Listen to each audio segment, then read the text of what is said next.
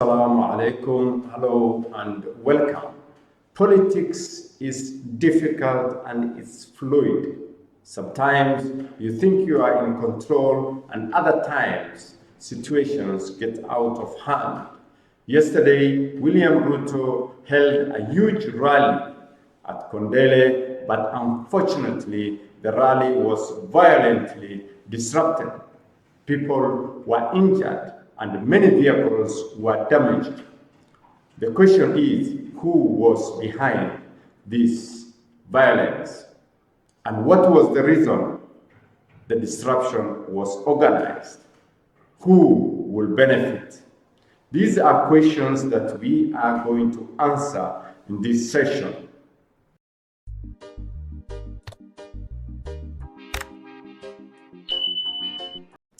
Now, who was behind the violence?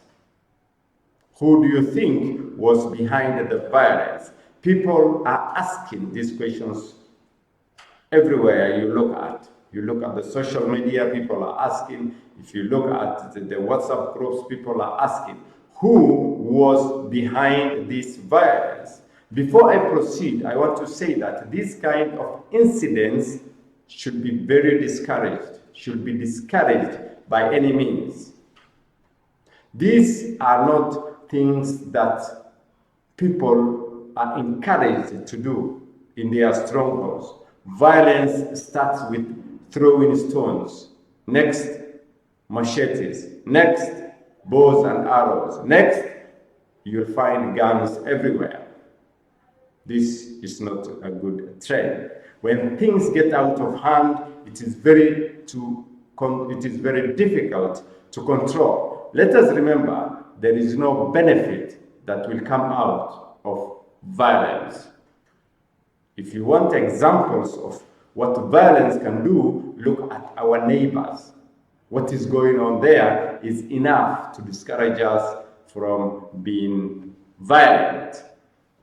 Now, let us go back to what happened in Kondele. Many people do not know where Kondele is. Kondele is in Kisumu County.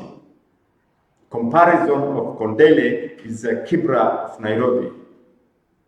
So you can just have that picture that Kondele is the stronghold of Raila Odinga, the heart of his support group.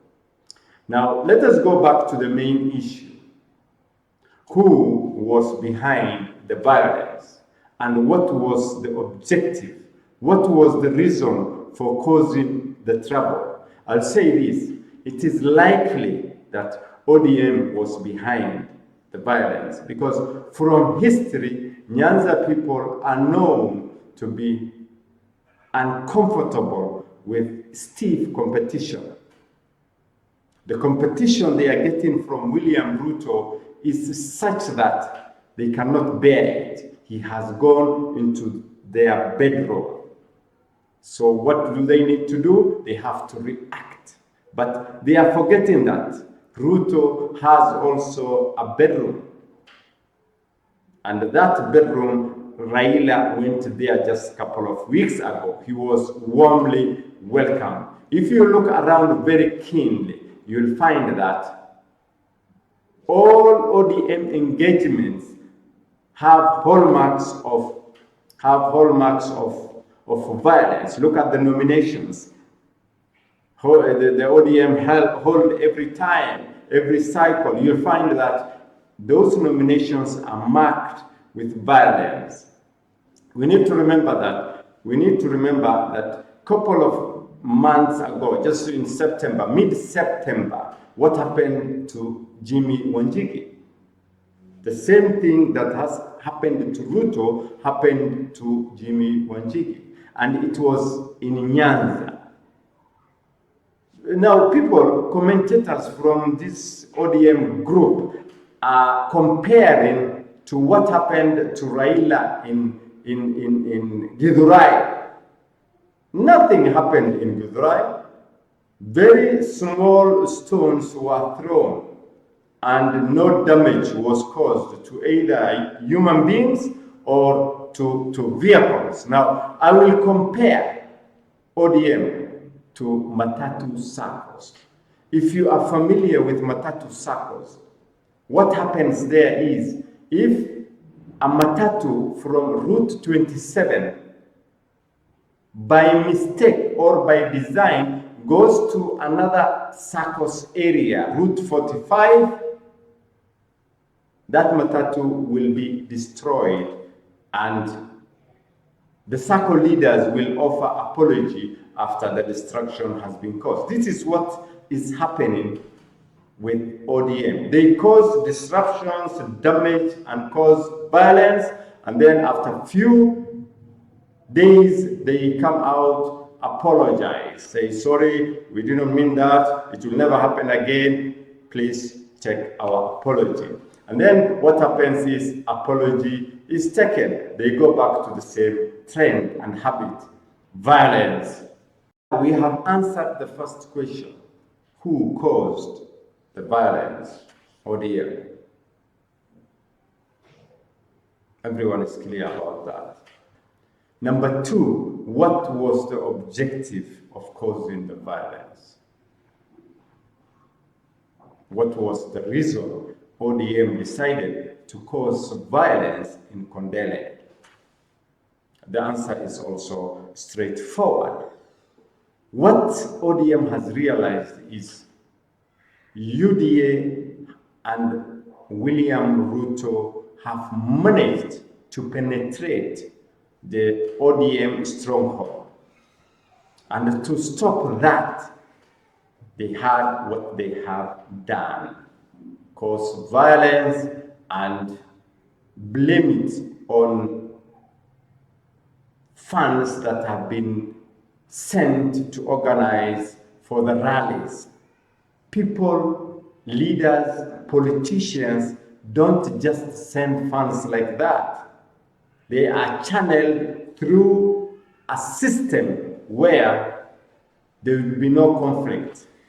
So blaming on funds that have been sent to organize the rallies is not giving the right information.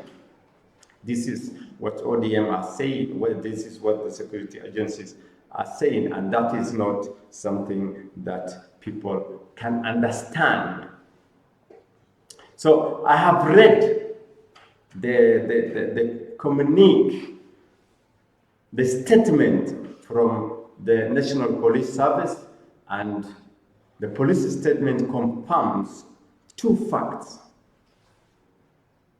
Fact number one, the police had prior information, had prior intelligence that people were organizing groups to cause violence.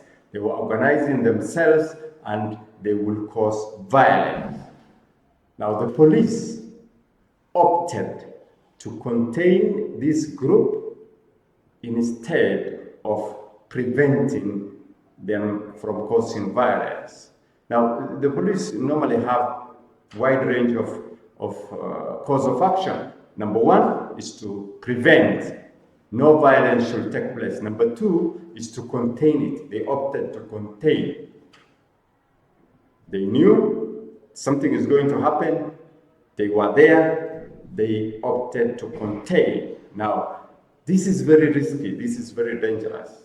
We are going into a heated election, do or die for some politicians, and the police just take step back and say, let us see what will happen. Going forward, I think the police need to take a different approach, prevent violence from happening. Now, number two facts that has come out, DP Ruto knew that things may get out of control, and violence was a likely outcome in Kondele, and he opted to take the risk and go there. You know, politics is risky business. I would not have expected DP Ruto not to visit Kondele and hold the rally because of fear of rowdy youth or violence. Now, he will have to show that he has what it takes to take the message to the people who matter. People from Kondele really matter, and they need to hear the message. Number two, he needs to show that he has the courage to face challenges, even violence. What do you think? We need to get your feedback. Thank you for taking the time to watch.